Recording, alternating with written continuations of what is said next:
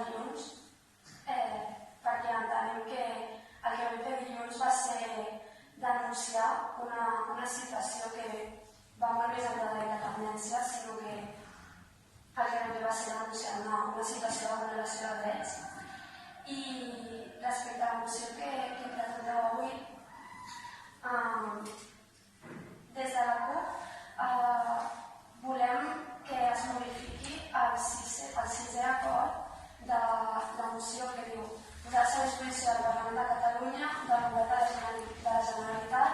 de Catalunya i comprometre's a convocar-los a participar com a representants legítims de la ciutadania en una assemblea d'electes a favor dels drets polítics i la llibertat. En aquest acord es parla d'un nou espai de l'assemblea d'electes que desconeixem en tota la seva totalitat. No sabem d'on surt, les seves funcions, amb quins objectius es crea, i a més formar part d'un espai com aquest, a part de saber-ne molt no referent amb ell, ni el secretari nacional de la CUP, ni una assemblea local com podria ser la Piera a títol individual, no podem prendre la decisió de formar-ne part. Per això nosaltres demanem la modificació d'aquest punt, d'aquest acord, fins a la Generalitat de Catalunya per votar a favor.